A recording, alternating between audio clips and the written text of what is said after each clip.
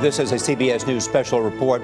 I'm Charlie Rose with Gayle King in New York. Norah is in San Bernardino, California. President Obama spoke a few minutes ago in the Oval Office. He reacted to Wednesday's massacre of 14 people at a social services center. The suspects, a husband and a wife, were killed in a police shootout. Margaret Brennan is at the White House. Margaret? Good morning. Well, this was a hastily scheduled meeting here in the Oval Office. The president really wanted to speak to reporters following a session with his national security team, including the FBI director and the attorney general. We know that it is still unclear to the White House what the motive was here or whether this was a terrorist attack. What we do know from the ATF is that all 4 of those guns were legally purchased, including semi-automatic weapons that were used to kill 14 people, injure many, many more. That detail is going to be something that you hear the White House focus in on. Remember, this is the 18th time since the president came to office that he has made public comments about a mass shooting in the United States. He has gotten increasingly passionate and emotional in his calls for some form of regulation to try to tighten what could be gun ownership issues, other loopholes that he sees that have allowed for these kind of situations to occur. And he called for some bipartisan action just a moment ago. Let's listen to the president. Yesterday, a tragedy occurred in San Bernardino, and as I said in the immediate aftermath, our first order of business is to send our thoughts and prayers to the families of those who've been killed and to pray for a speedy recovery for those who were injured during this terrible attack. I had a chance to speak with Mayor Davis of San Bernardino, and I thanked law enforcement in that city for their timely and professional response. I indicated to Mayor Davis that the entire country is thinking about that community and thanked him and his office for the way that they've been able to manage an extraordinarily difficult situation with calm and clarity. And very much appreciated the coordination that's been taking place between local law enforcement and the FBI investigators. At this stage, we do not yet know why this terrible event occurred. We do know that the 2 individuals who were killed were equipped with weapons and appeared to have access to additional weaponry at their homes. But we don't know why they did it. We don't know at this point the extent of their plans. We do not know their motivations. And I just received a briefing from FBI Director Comey as well as Attorney General Lynch indicating the course of their investigation. At this point, this is now a FBI investigation. That's been done in cooperation and consultation with local law enforcement. It is possible that this was terrorist related, but we don't know. It's also possible that this was workplace related.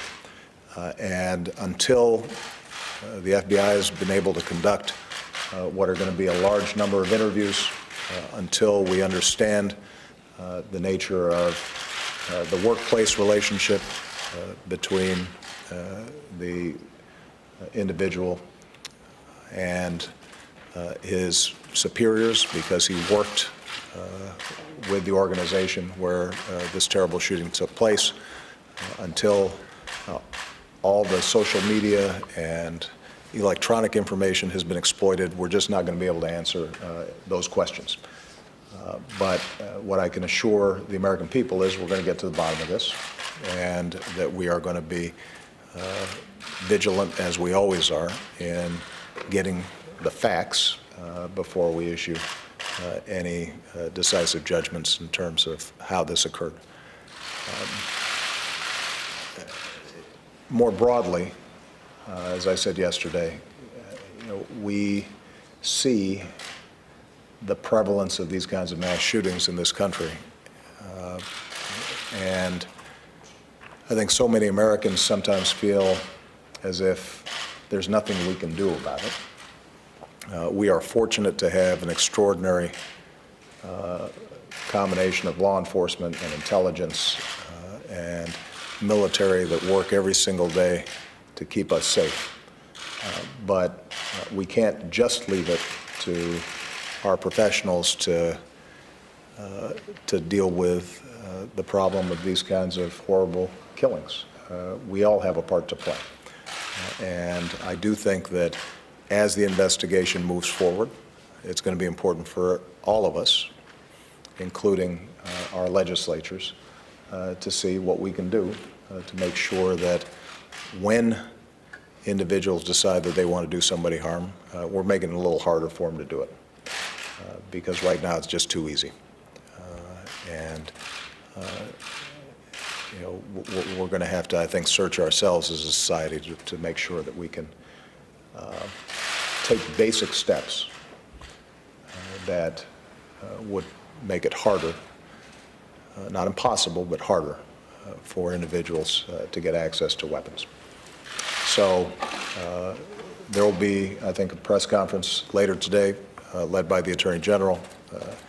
Director Comey will continue to brief not only the press but also members of Congress about the course of the investigation. Our expectation is that this may take some time before we're able to sort it all through. There may be mixed motives involved in this, which makes the investigation more complicated. But rest assured that we will get to the bottom of this. And in the meantime, once again, I want to offer our deepest condolences to those who've been affected by this terrible tragedy. And for those who've been injured, we hope that they get well quickly and that you know, they're able to be back together with their families. Okay. Thank you very much, everybody. Thank you. I'm Charlie Rose with Gayle King here in New York and Norah O'Donnell in San Bernardino. The president expressing grief for the victims in San Bernardino, praising the police there and saying we do not know whether this was terror-related or work-related or something else, but that the FBI is now leading the investigation. Gayle? Norah O'Donnell, we're going to go back to you in San Bernardino. It was interesting for the president to say, we need to figure out a way to make it harder for people who want to do harm, because right now it's just too easy for them to do so. Norah O'Donnell in San Bernardino. That's right. That's right, Gayle and Charlie. Number one, the president noting that the FBI is now leading this investigation, that he has been briefed by his FBI director as well as his attorney general. I think that's significant. Two, the president saying that it is a possible terrorist related, it is possibly workplace related, and at the very end you said it may be a mixed nature, because they have to understand what his relationship was with his superior, since it was people he had worked with in the past. He said very clearly, we are going to get to the bottom to this. We are going to be vigilant. But then, as you noted, Gayle, he also said, look, let's not feel powerless in this situation. You know, that Americans are starting to feel that they can do nothing about this. We can't just leave it to the professionals. We all have a part to play. And that's when the president talked about the public policy response that he's been hoping for, which is that not only in state legislatures, but a federal response about making it harder for individuals who want to cause harm to get their hands on guns. We know from our reporting and speaking with the ATF that all of these guns used were believed to have been purchased legally. We don't know who purchased them. That has not yet been made clear, but they were purchased legally. So that's going to be more, I think, of the investigation as we learn more about who these two suspects are. Mr. Farouk and his wife, 28 and 27 years old. He is described as very religious. Why he decided to do this, even though his brother said it seems unfathomable. So all that and more with the FBI leading this investigation. Charlie and Gayle. The president's conversation took place after he had met with the FBI director and also the attorney general. Our coverage continues throughout the day on the CBS station and on our 24-hour digital network, CBSN. There will also be a full report on the CBS Evening News with Scott Pelley. Many of you will turn now to CBS This Morning. This has been a CBS News Special Report. For Norah O'Donnell in San Bernardino, I'm Charlie Rose with Gayle King, CBS News, New York. For news 24 hours a day, go to CBSNews.com.